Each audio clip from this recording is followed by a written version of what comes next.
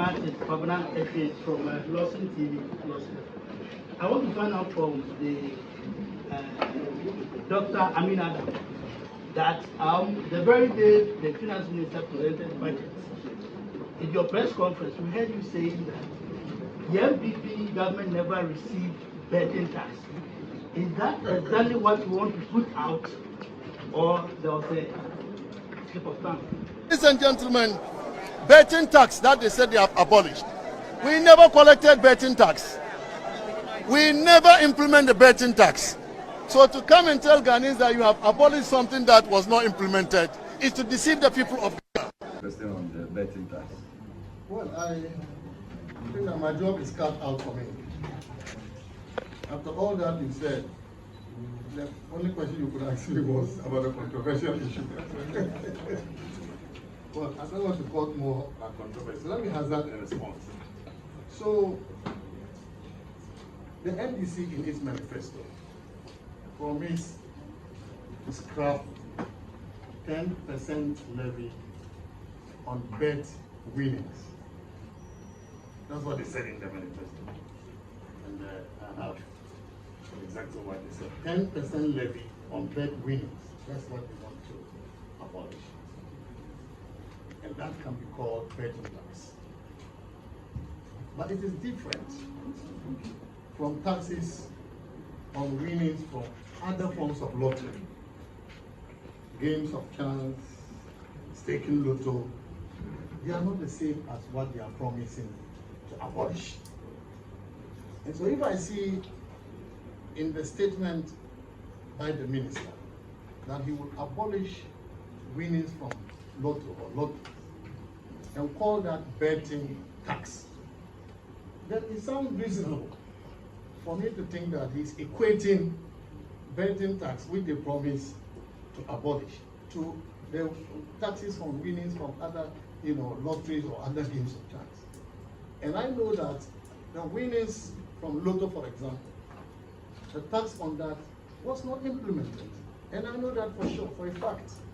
So as finance minister, I held several meetings on how to implement it, following petition from National Lotteries Authority. And I facilitated meetings between NLA and GRA to discuss how to implement. So I know for a fact that it wasn't implemented. And so I could not be taking advantage of the mistake the minister made. Reasonably, if you know that betting tax is different from other taxes on lotteries, and the minister in the same statement sought to equate the two, then I needed to explain that the betting tax he was referring to had actually not been implemented. But I can also understand that, and I've listened to myself again, I've listened to the statement, and it appears the statement created an impression that I meant betting tax as it relates to bet winnings was not implemented. If that's the impression that was created by my statement, then that was inaccurate on my part.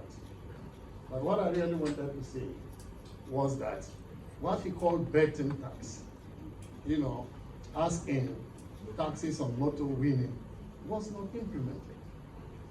And so I think that explains the matter. Oh.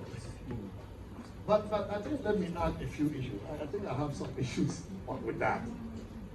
Number one, I would like to observe that I was somehow suspicious, really, whether the minister wanted to abolish the betting tax. Because if your manifesto promised that you would abolish bet winnings, which is the betting tax, I was expecting it to be very specific. That I would abolish betting tax or bet winnings, the words used in the manifesto. But to confuse betting tax as in bet winnings with taxes on other forms of lottery or lottery, if you like, for me, created a certain sense on my mind that the minister really was not clearly communicating what he intended to do. And so I asked myself, is he talking about abolishing betting tax, or tax on lotto winnings, or tax on winnings from games of chance?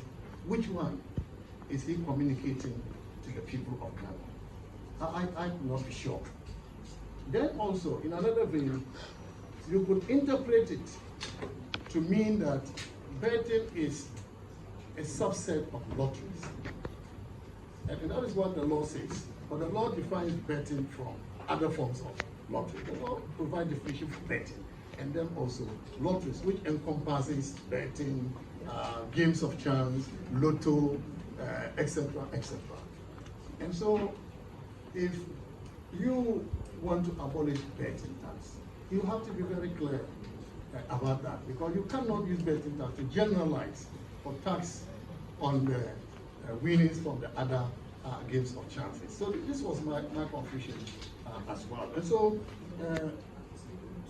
yes, and even the act that he's seeking to amend was not included in the acts that he wants to amend, you know, for the 2025 fiscal year. And so I was really not sure whether the minister meant what they promised in their manifesto. And so to sum it all, whilst I consider my statement was misleading without the clarifications I have provided today, the confusion about betting tax or lottery winning tax is not mine. It is the minister's confusion, and the minister must come out and clarify that. And so I hope that when he submits the bills to Parliament upon change of mind, because he didn't mention he is not able to pay, then the Minister of Finance comes in to pay. Those debts, where are they coming from? The IPPs we are talking about, where are those debts coming from? It was President Mahmoud's government that signed the agreement, the power agreement. And they put in this agreement what we call take or pay clauses. So they signed several agreements. Some of them we didn't even need. What we call surplus capacity. And if you have surplus capacity and all of them have take or pay, you are saying that those who will not produce, once they declare availability, you still have to pay them, even if you don't use the power produced by them. Yet the tariffs, electricity tariffs, did not reflect that payment you make for the surplus capacity. So you can't pass it on to the consumer. So that is what accumulated into debts. So I'm surprised the same government will come complaining about those debts. So I hope that helps. Okay. So-called arrears, that we can call arrears, are those that have gone into the gift mix system, because they have been audited, they have been verified. But any other thing that you call claims cannot be arrears unless they go through the verification and auditing and the system, the gift mix system. Yet, you take the budget statement, you look at the fiscal table, and you will see that the minister, under the arrears clearance, has two lines under arrears build-up. The first line is arrears reported in the gift mix. Then the second line, which he created artificially, he called it unreleased claims. Unreleased claims. That is very alien to the fiscal framework. And that 49.2 billion is what took the fiscals out of gear. So we know what they did.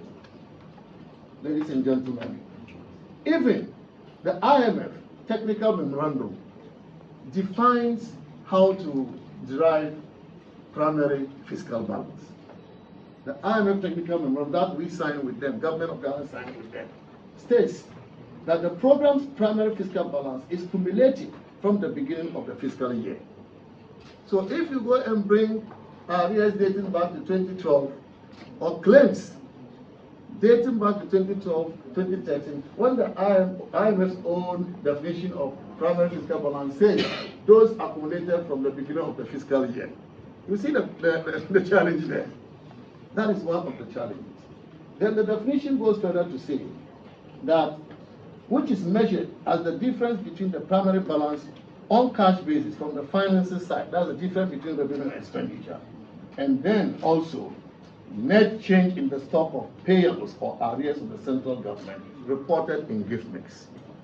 The IMF has stated that clearly, reported in gift mix. So first, the definition says accumulated from the beginning of the fiscal year. You have brought in claims from several years. The definition also says that they should be reported in gift mix. And you have brought data which is not reported in gift mix. And you come and tell us you have done justice to the fiscals. No. This is statistical thievery. Ladies and gentlemen, the government must therefore explain how they came by the methodology used in computing the fiscal balances. I am really lost as to how they drive the fiscal balances without fully applying the methodology agreed with the IMF in the technical memorandum of understanding. What is even more concerning, ladies and gentlemen, is the minister proudly declaring to the world, based on the voodoo computations he has done, that his country has breached the IMF program, when the evidence is to the contrary. And when the IMF itself is yet to conduct a review of program implementation in April 2025. So IMF is yet to do their review. But the minister, whose performance is to be reviewed, has already announced to the world that he has breached. The MPP is no longer in government. The NDC is in government. And so if there is a breach, it is not the MPP that has breached.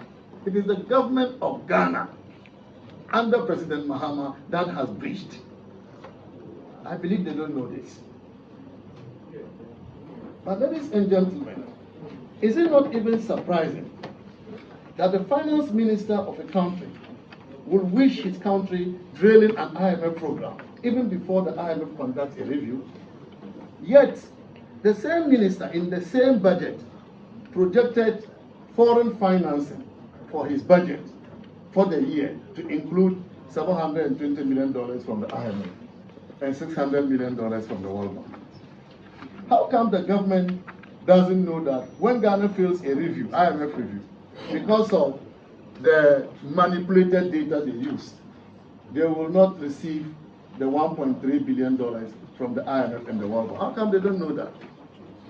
And yet they go and put $1.3 billion in the budget that you will receive from the IMF and the World Bank, and you are declaring that you have breached. And when you breach, the money will not be disbursed. So this already throws your budget off gear. So this budget cannot be a realistic budget.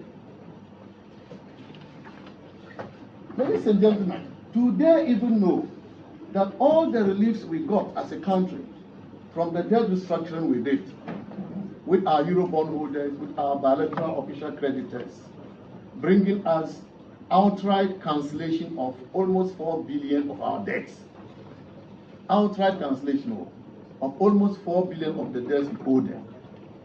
And then $7.5 billion of debt service relief. If you put all of them together, you are talking about 12 billion United States dollars that the NPP government negotiated and got these reliefs for Ghana. But this is also tied to the IMF program. So breaching an IMF program means that you go back to the status quo before the debt restructuring. Are they aware of that? I believe they have been briefed, but they've ignored good advice. Do they even know that when all this happens, Ghana will be brought back to unsustainable debt levels and occasion an economic crisis? How will they fund the programs outlined in the budget then? How about investor credibility? On the 2025 fiscal framework, another baseless revelation in the budget is the projection of a sudden reduction in the commitment primary deficit from 3.9% of GDP in 2024 to a sudden primary surplus of 1.5% of GDP in 2025. I wish it were that simple to adjust by 5.4 percentage points between 1 year. I wish it could be done. But this is not possible. And so again, their projection of the fiscal balances for 2025 make this budget not credible and requiring serious scrutiny by the IMF and the people of Ghana. We, the mighty minority, would like to call on the IMF to speak to this in the spirit of transparency, which is one of the cardinal values of the fund. This should be done as a matter of urgency before much damage is done to our country's economy. Already, the government has announced it is returning to the bond market, yet they could not even acknowledge the enhanced debt environment created by the previous MPP government for bringing Ghana's debt to GDP ratio at the end of 2024 to 61.8%. 61.8%. You recall, we had to go to the IMF because of debt distress. 1.8%. That should tell you that this is not by magic. This is as a result of skilled negotiation by the government. It's as a result of the implementation of a very powerful debt strategy that we have had to implement to bring the debt levels to that level. And ladies and gentlemen, let me add that 61.8% debt to GDP ratio is lower than the pre-COVID-19 debt to GDP ratio of 65.7% in 2019. So if you look at the debt trajectory, you will see before COVID, our debt to GDP ratio was lower. But because we had to borrow so much to finance our COVID interventions, we had to borrow also to do the to address the effect of the Russia-Ukraine war. We had to borrow for the financial cleanup exercise as well. The debt levels went to that 80%. And so if we have now brought it to the level better than the 2019 pre-COVID, it tells you that the MPP government has successfully brought Ghana's debt levels to accelerated, sustainable path. The least the NDC can do is to continue to implement our debt strategy. After all, what is the target of the IMF as far as our debt levels are concerned? The IMF projects Ghana to achieve a target of 55% debt to GDP in net present value terms by 2028. 2028. If by the end of 2024, we've already brought it down to 61.8%, then it means that it is left with just 6 percentage points to achieve the IMF target. And so the NDC government should be able to achieve this in the middle of this year, long ahead of 2028. But Gideon will tell you, the way they've started borrowing, the rate at which they are borrowing, we are very worried that they may return us to unsustainable debt levels. Ladies and gentlemen, let me add that these debt levels I'm talking about, 61.8%, compares favorably with the NDC's debt to GDP of 73% in 2016 when they left government, until the GDP was rebased in 2018, before the figure changed. But the actual performance in terms of debt sustainability, by the time the NDC left office, was 73%. So you are saying that MPP has overborrowed, yet we ended our tenure with 61.8%. But you, who didn't borrow, you ended your term with 73%. Ladies and gentlemen, it is surprising, nevertheless, that notwithstanding the improvement in the debt environment, the timing of the announcement of the minister to enter bond markets, and I'm sure you have heard, the minister has announced that he is going into the bond markets. They are going to open up the bond markets. And I'm saying that this is not good advice, and this is my reason. The timing for the announcement of the minister to open the bond market coincided with the announcement of the elevated fiscal deficit based on their manipulated data, a condition that exposes the country to high risk of borrowing from the markets. The effects of this unfortunate data manipulation are already hitting our economy, already, since they read the budget. Why do I say that? The government must know that just by presenting such erroneous data as propaganda to score cheap political points, Ghana's sovereign bond spreads are already widening. Again, nearing 700 basis points. When almost 3 months ago, this had declined to 500 basis points and was even heading further downwards. Why do we want to destroy the gains which we have made through cheap politics? Also, Bloomberg reported last Tuesday, 11th March, the very day the budget was presented to Parliament, that Ghana's dollar sovereign bonds were among bottom performance in emerging markets, after the Minister for Finance said the country missed a primary budget balance target of 2024. Just after saying that, this is what the market is saying to us. Dollar bonds due 2035 declined 1.8%. Notes maturing in 2029 fell by 1%. So international markets have not reacted kindly to the budget, demonstrating their lack of confidence in the government's economic policy direction. So you see, if you cook figures to create a narrative to run your country down, international investors will show you where power lies. That is what is happening to Ghana already. Sadly, if you decided to take away the 49.2 billion cedis they put in the fiscal framework, the overall fiscal deficit will be 3.4%, not the 7.6% the minister announced. And the primary balance will be surplus 0.6%, not the deficit 3.1% the minister announced. Ladies and gentlemen, indeed, both the overall deficit and the primary balance would have been better than the targets in the 2024 budget, as well as the IMF targets for the next IMF review to be conducted in April this year. Sorry to say, the government didn't want this good narrative, because that would have signified the prudent performance of the economy under the MPP. But they didn't want that, and therefore Ghana should suffer.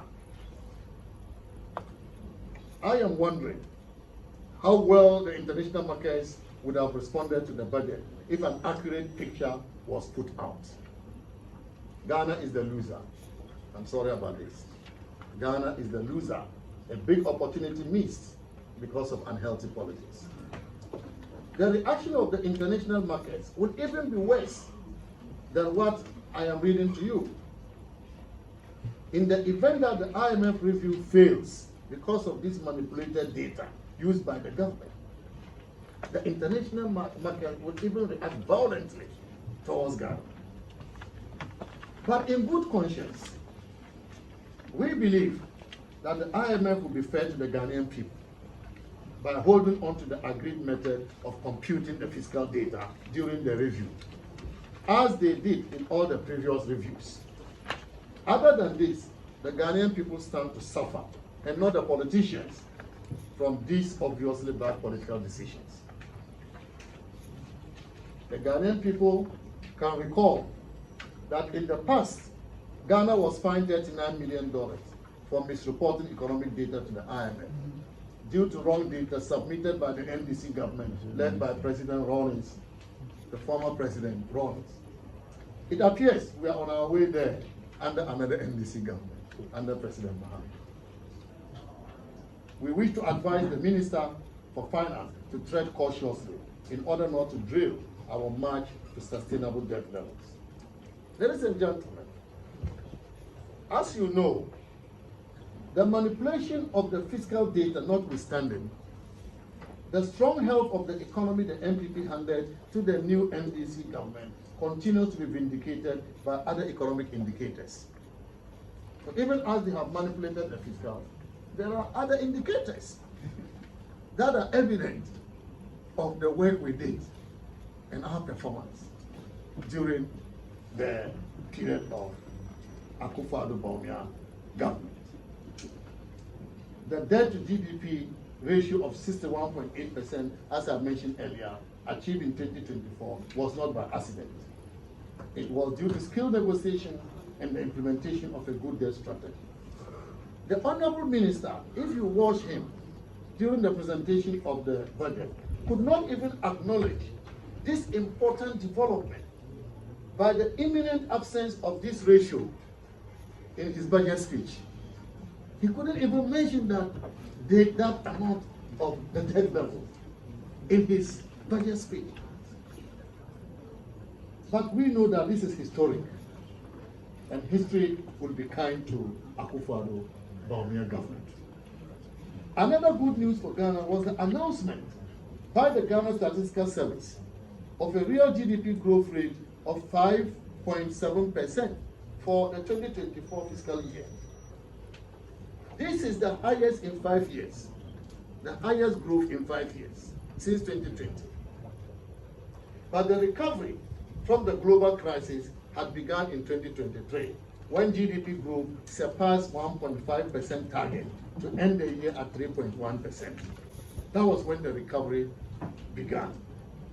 The 5.7% growth in 2024 was more than the budget target of 3.1% and the revised budget target of 4%. The growth was led by industry for the first time in many years. For many years, the services sector led our growth. In 2024, for the first time in many years, industry led our growth with a growth of 7.1%, followed by services at 5.9% and agriculture at 2.8%. This means that the Ghanaian economy has entered the phase of structural transformation, another historic development.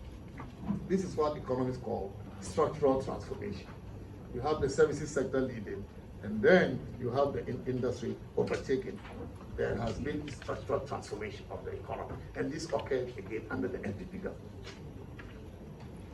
Again, surprising to me, the minister tried to downplay this major achievement by attributing this growth to mining, which grew at 9.4%. He actually called it galamsey, which grew at 9.4%.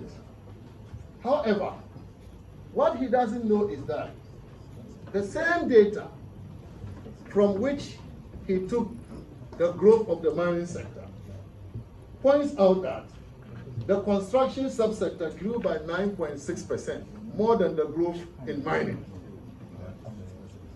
So why couldn't he say that industry growth was led by construction sector? Yes, that's Statistical Service data. And yesterday the Statistical Service said it. Why couldn't he say that? And manufacturing, after many years, grew by 3.9%. Manufacturing. It used to grow negative, 3.9% this time. In the services sector, we saw a notable growth of 15.8% in information and communications.